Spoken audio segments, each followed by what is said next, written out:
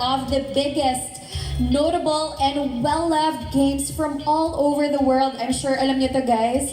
From League of Legends, Valorant, Wild Rift, and more, Riot Games is coming in at ESGS 2022 as its Platinum exhibitor. And they will be making their first appearance at any Philippine gaming convention. So, without further ado, let's give it up for Mr. Joel Guzman, the Country General Manager of Riot Games.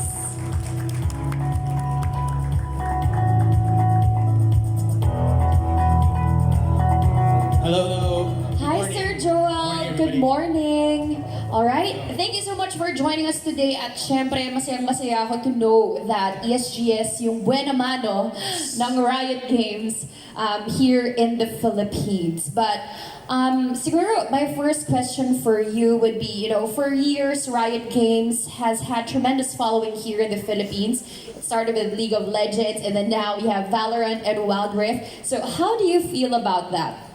We're super grateful that the Filipino community is actually one of the most passionate and most active community in Southeast Asia.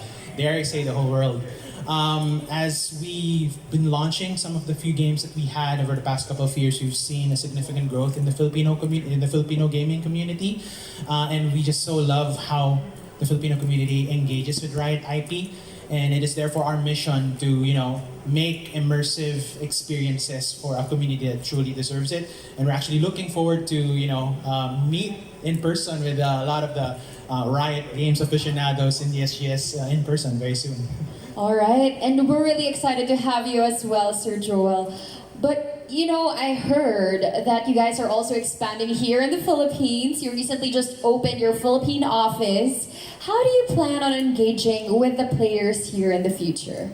First of all, we're excited to be here. For the past couple of months, I've been basically developing my core team, or I'd like to call the MVP teams, who will be leading product and brand across different genres like MOBA, like action. But we still have a long way to go.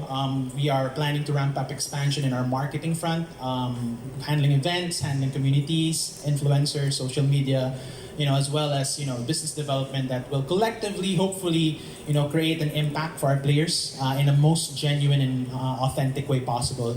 Now, in terms of developing communities, right, it's something that we are definitely akin to. The past couple of years has not been easy with COVID. But we were able to find ways to capitalize on that despite that, because we were able to find out that the pandemic has caused a shift in the motivations and behaviors of some of the consumers nowadays, that the people had more time at home, people were playing more games. We also saw that there were great, in terms of esports consumption, we actually saw an increase of esports consumption in the Philippines. So that's pretty much what we're going to be doing, creating high quality impact for our Filipino gamers here. Yes, Sir Joel, I agree with you. The past few years really haven't been easy. They're actually quite challenging, to say the least. But you also talked about, finding ways to engage with players despite that. Could you talk about some more highlights for Riot from the past year or so? Sure, I could talk for a few hours, but I'm gonna narrow it down to a couple of key things. One of the things that our major win for the year was the launch of Neon. Which is a Filipino agent, the first Southeast Asia agent hailing from the Philippines. It was definitely something that we wanted to kickstart the year with, definitely. Neon is pretty much a Filipina character at heart, created by a Filipino. And in terms of, down to the core details, she truly expresses Filipino culture, down to, her love for toothbrush karaoke, to, her aspiration to leave home for bigger opportunities. I would say she represents the Filipino youth culture very, very well. The other thing that we have is, in connection to Neon, we've worked with an urban streetwear brand, a homegrown brand, Team Manila, who we worked together with in creating a neon-inspired swag kit, just to represent Neon's love for sports.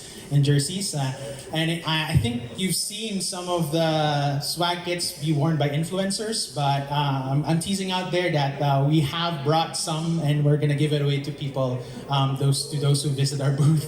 So expect more of these neon swag kits to come.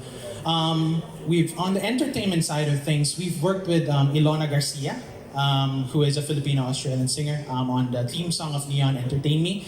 And this actually, we capitalized on this, and this actually is, the theme song itself actually transcended over to the non-gaming community, music fans who are able to see that, hey, Valorant is such a cool thing, hey, Neon is such a cool thing, hey, this song is such an amazing thing to be a part of and just listen to. From an esports lens, we've seen a lot of Valorant esports that have, we've seen the growth of Valorant esports in the Philippines. We've just recently concluded Valorant Champions Tour, which is VCT. We have over 150 teams from the Philippines who have actually joined the ecosystem, with over 5,000 unique registrants coming from the Philippines. The sheer growth and indication of the motivation to join Valorant esports is something that I think we can make a mark that, hey, Valorant is really something big, not just in the Philippines, but it's a clear indication that there's potential in the region.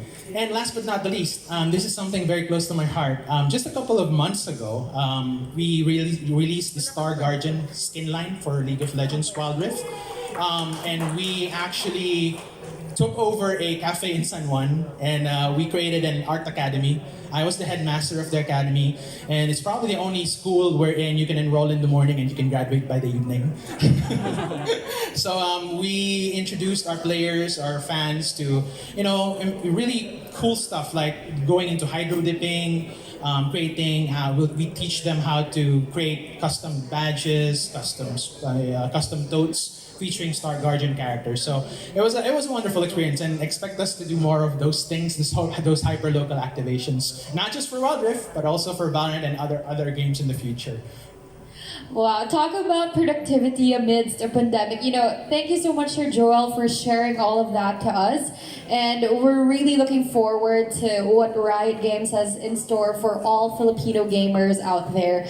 But, like what I mentioned earlier, there are a lot of, gaming communities, or also gaming conventions that are popping up, and tournaments as well, both big and small. But what we really wanted to find out was, why did you choose ESGS? Well, ESGS, Esports Gaming Summit, is one of the most highly anticipated gaming conventions, I would say not just in the Philippines, but in Southeast Asia. So it makes perfect sense for us to make our entry here in a gaming convention standpoint. And I'd like to thank, the ESGS team, Richard and the team. I'd like also thank the Globe team, Rena and Ralph and his team for making this possible.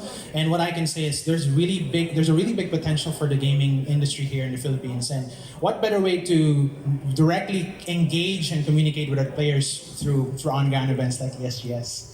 Yeah.